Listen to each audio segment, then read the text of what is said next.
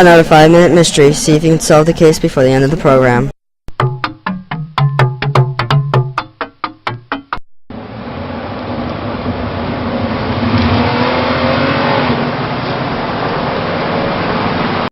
Well, Alice, one more block and you'll behold the Brooks household. 12 years, Jim. It just doesn't seem possible it's been so long. You and Dorothy married and with a place of your own. Yeah, it's true, alright. Only too bad you haven't taken advantage of the old Brooks hospital sooner. Well, I'm here now, and I intend on having a perfectly wonderful time. Now, here we are.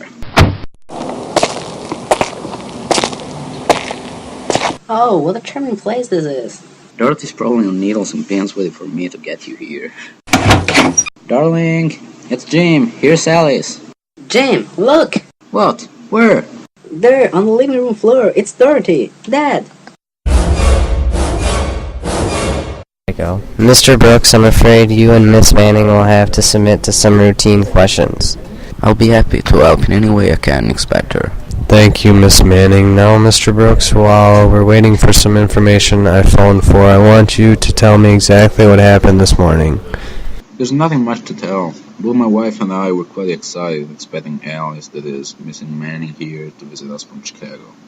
I was waiting until she called me to the office. And you were there all morning? Yes, until Mrs. Manning's train arrived and we came out here. I yet reading Mrs. Brooks to tell her that I would call Jim at the office as soon as I arrived. The train was an hour late. Maybe, if I had been here earlier, it may have prevented this.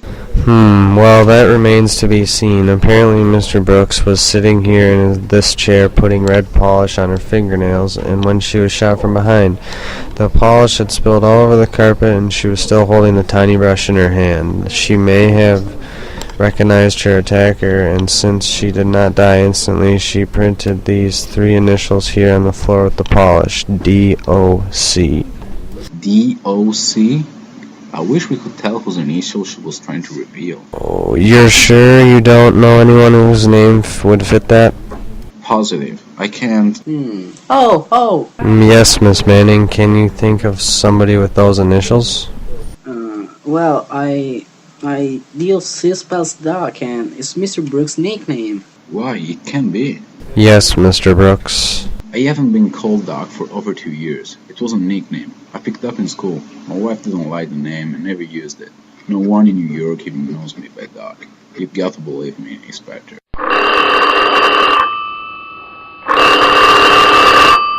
It's the truth.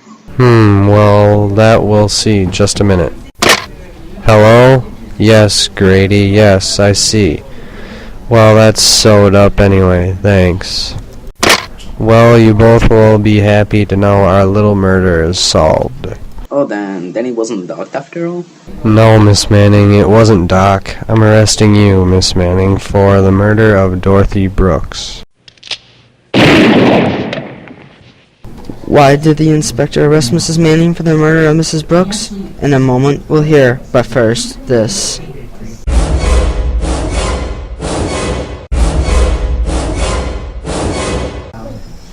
And now, back to our story. How dare you arrest me? I was still on the train.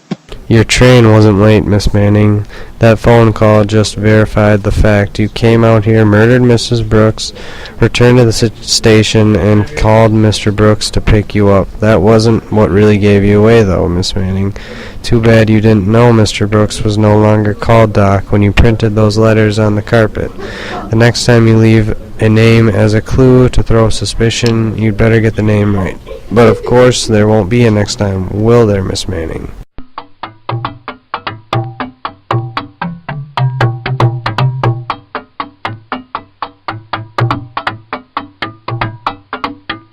Join us again next time for another chance to solve a 5-minute mystery.